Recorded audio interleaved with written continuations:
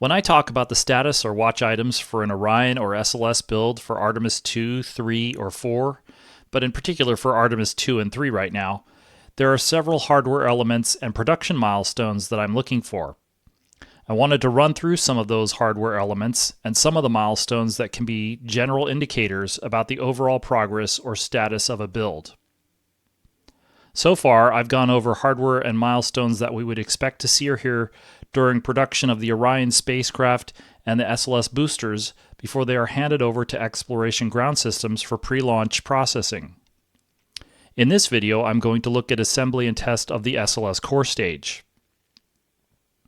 For SLS builds, more information and detail has been provided for the past decade or so that I've been covering the programs, and because the core stage was the principal new development in that time and the schedule driver for the first SLS launch, that was where most of the access and coverage was. So this is going to be long, even in overview, to attempt to do justice to the process. Within the SLS program, there are several elements for each of the major hardware pieces of the launch vehicle. Sometimes these elements are called offices or projects. The core stage falls under the stages element and is one of those offices. Boeing is the prime contractor for stages, which includes the exploration upper stage that is the primary upgrade for the Block 1B vehicle that is planned to debut on Artemis IV. EUS is the first major upgrade of SLS that the program is working on for Block 1B. The second is a part of the Booster Obsolescence and Life Extension Program, or BOLE, for what has become SLS Block 2.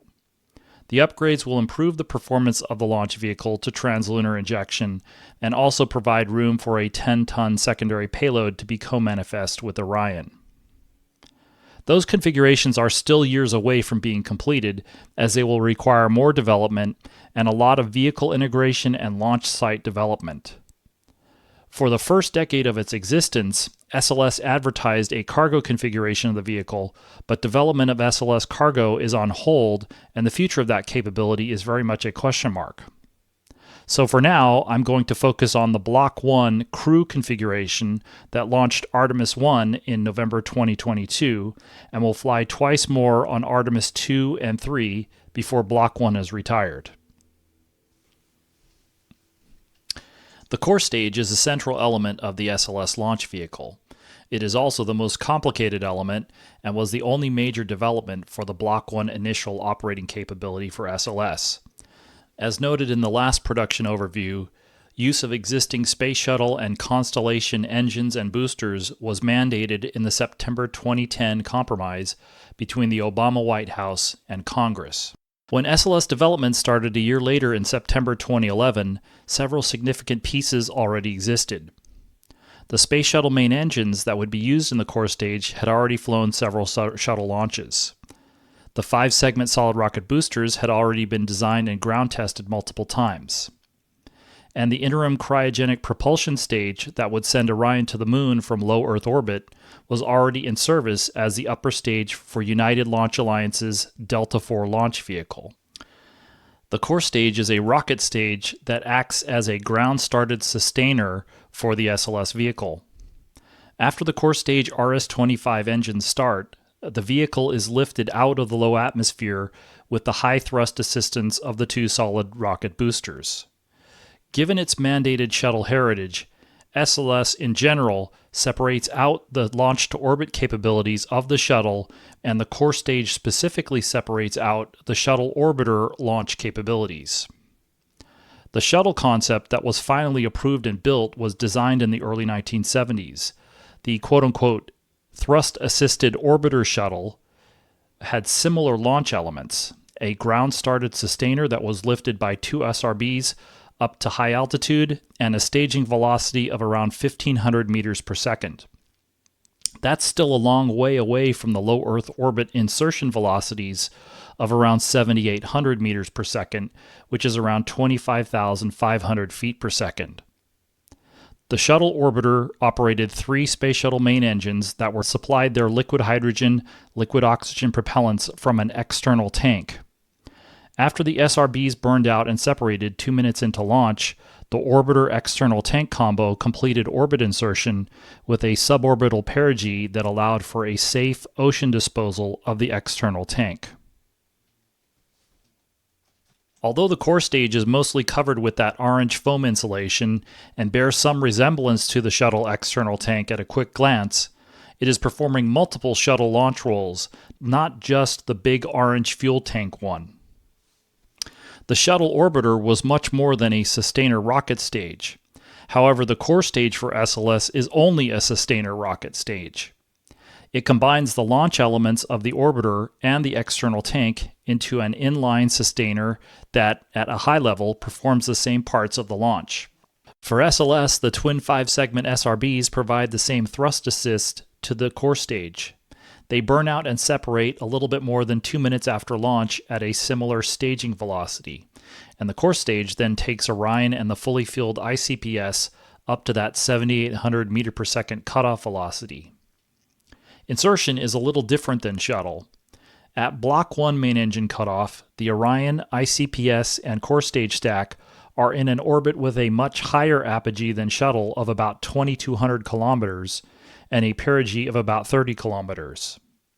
As with Shuttle, the suborbital perigee allows for core stage destruction during re-entry and disposal over the Pacific Ocean around 90 minutes after liftoff at the end of that orbit. So the core stage combines the launch parts of the orbiter functionality with the external tank. In addition to the ET propellant storage, it combines the orbiter aft fuselage that housed the main propulsion system with the main engines, except that the core stage has 4 of those and the additional MPS equipment to support that. Shuttle had a main propulsion test article, or MPTA, in the late 1970s with those elements. Shuttle prime contractor Rockwell International built an aft fuselage article, serial number 098. Martin Marietta delivered ET serial number 1, and Rocketdyne was already testing SSMEs in single-engine test stands at the then National Space Technology Laboratories. The Shuttle MPTA was tested in the same B-2 test stand position that SLS held its core stage green run in 40 years later. Core stage also has all the flight controls necessary to fly the launch. The orbiter had its computer equipment in forward and aft avionics bays. Core stage has similar but newer vintage computer equipment in the forward skirt, inner tank, and engine section. But core stage is a launch-only vehicle. It's missing the in-space, payload deployment, and return-to-Earth stuff you see here that the shuttle orbiters had. The orbital maneuvering system, the cargo bay, and the wings, the tail, and also the crewed spacecraft at the front for in-space missions that lasted multiple weeks in duration. The core stage was designed around the pre-existing Block 2 Space Shuttle main engine that completed the last 10 years or so of shuttle flight operations. 16 flight engines and 2 development engines were inherited by SLS from Shuttle, and those pre-existing engines, of course, had a well-known pre-existing interface definition. T-minus 15, 14, 13, 12, 11, 10. We'll go for main engine ignition. 7, 6. We have main engine ignition. 4, 3, 2, 1, 0, and liftoff. Liftoff of the Orbiter Challenger and the 6th flight of the Space Shuttle. The shuttle has cleared the tower. Challenger's underway with our Given the engine's almost 40-year heritage at the inception of the program, before the core stage was a thing, or even SLS, it's a little easier to see the distinction between the SSMEs, which are now called RS-25 engines, and the stage. However, a similar distinction was drawn in the shuttle program, where the engines were in one project office and the orbiter was in another. Likewise, in SLS, the engines are in the liquid engines office, and the core stage is a part of the stages element. During core stage development, NASA talked about direct reuse of shuttle hardware and design reuse of the tech. The SSMEs are the most significant example of direct reuse, with a few other examples like the hydraulic engine actuators and hydraulic system recirculation pumps. However, most of the reuse of shuttle tech in the SLS Core Stage was design reuse, adapting components like the shuttle auxiliary power units with modifications. But more than that, the Core Stage was new designs and components, and it took a long time to assemble and test the first flight unit. The RS-25 engines have their own computer controller, a new one developed for SLS, along with new engine control software. However, as with Shuttle, they are dependent on an outside supply of propellant, electrical power, hydraulics, and pneumatics. The Core Stage provides the supply of those services and manages the storage, conditioning, and distribution of all of them as a part of its launch responsibilities. The Shuttle orbiter orchestrated the launch and insertion sequence, and likewise for SLS Block 1, the Core Stage does the same. All the computer software and hardware controls in the orbiter that commanded and controlled the boosters, external tank, and main engines for Shuttle have their counterparts in the SLS Core Stage for the stage and boosters, from avionics to navigation, power, data, communications, hydraulics, pneumatics, and so on. We can see a lot of the roles and responsibilities of the equipment in the Core Stage by looking at a schematic diagram of the SLS Block 1 avionics. The different boxes and set sizes for the different avionics are color-coded, with orange for the computers in the forward skirt, green for the inner tank, and blue for the engine section. The forward skirt has the 3 redundant SLS flight computers and RENU, the redundant inertial navigation unit. It also has one of the command and telemetry controllers.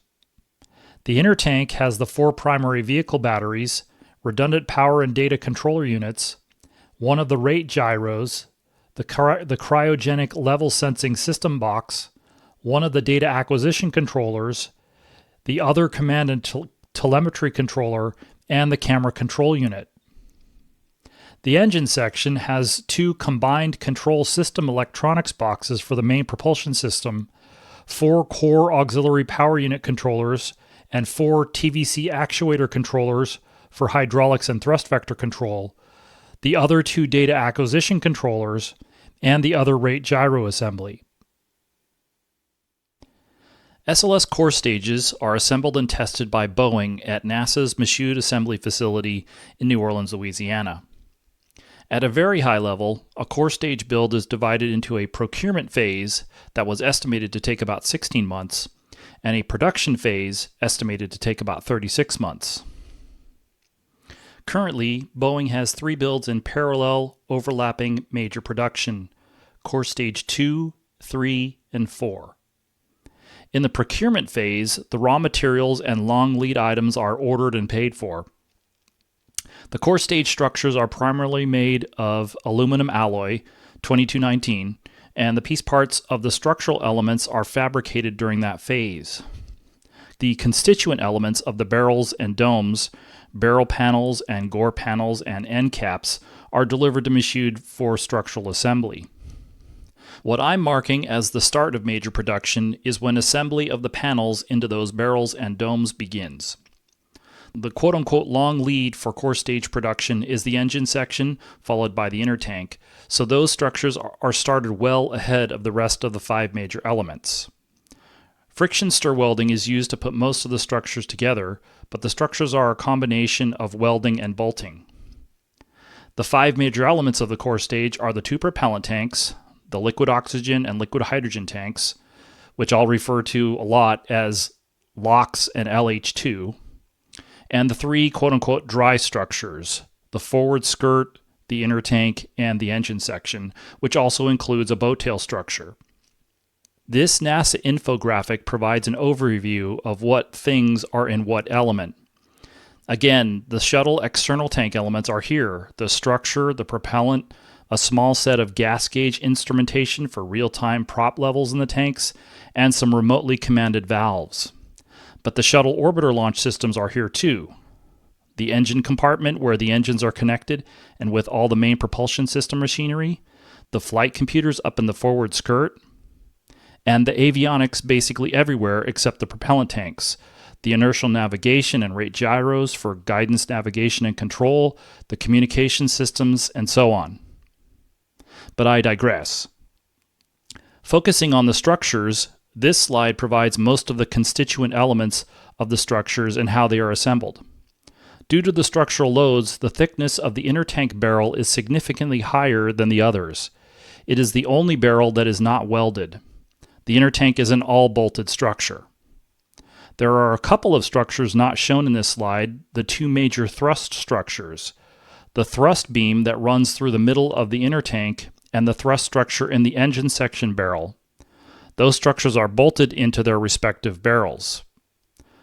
Like the shuttle external tank, a thrust beam in the inner tank takes most of the force of the SRB thrust, and that is another bolted structure that is bolted into the inner tank.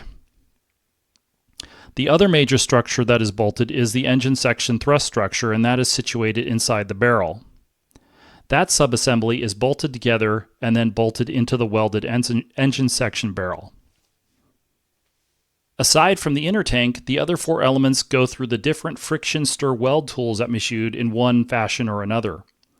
All of them have barrels which are assembled from panels in the vertical weld center in Building 115. They all have rings that are welded on the segmented ring tool. That tool welds together 6 forgings into a ring, which is then machined to the proper dimensions. The propellant tanks have domes on either end that are assembled in the dome welding tools on the eastern end of the main Building 103 complex. The domes are assembled from an end cap, gore body, and Y-ring. The gore body is assembled on the gore well tooled from 12 gore panels. Then the 3 pieces are loaded into a circumferential dome weld tool that makes those circumferential welds to mate the ring to the wide end of the gore body and the end cap to the other end. Those structures then go to the vertical assembly center tool in Building 110 on the western end of the Building 103 complex. There, the L-rings are welded onto the single barrel, forward skirt, and engine section elements. For the propellant tanks, the VAC fully assembles the tanks. The LOX tank has 2 barrels and 2 domes, whereas the LH2 tank has 5 barrels and 2 domes.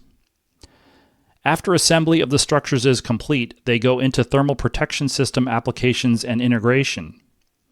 The propellant tanks are the largest elements of the stage, but are also the simpler elements, relatively speaking. So they are primarily going through TPS applications with some outfitting, aka integration. The dry structures go through a lot of integration, aka outfitting, with some TPS applications. Let's take a look at the individual elements going in order of complexity. This is an overview slide that was presented to the NASA Advisory Council Human Exploration and Operations Committee during the assembly of Core Stage 1, which served the SLS program as both a test article and as a flight article for Exploration Mission 1, subsequently renamed Artemis I in 2019, I believe. The slide was updated from one meeting to another, and these were taken from meetings in 2017 through 2019, when the final assembly sequence was changed, which we'll go through. It also shows a high-level list of production milestones for each of the 5 major elements, which we'll also go through. Rather than go through these from left to right, or from the top to the bottom of the stage, I'm going to go through them in relative order of complexity, since that is roughly the sequence in which production of the elements starts, beginning with Core Stage 3. An aside here, hardware fabrication and delivery changed between the first 2 contracts, the past and present ones. The original SLS Stages contract, which was carried over and quote-unquote novated from Constellation to SLS, called for the construction of 2 flight core stages. That also included qualification articles for most of the main structural elements for a structural test article. But what's important as an aside here is that most of the primary structures for the first 2 core stages were on hand at Michoud well before completion of any of the full flight or structural articles constructed for the first 2 launches. The second and current contract is called the Stages Production and Evolution Contract, which currently covers production of the third and fourth units. Beginning with those builds, fabrication of the more complicated elements was started first, followed by starting the production process for those first, beginning with the engine section, followed by the inner tank, forward skirt, and the propellant tanks. The structures and structural assembly for the engine section and inner tank aren't necessarily that much more complicated than the other elements. It is outfitting those elements with all their components and machinery that takes a long time and is why they get started early. Thanks for watching. Next time, the actual overview.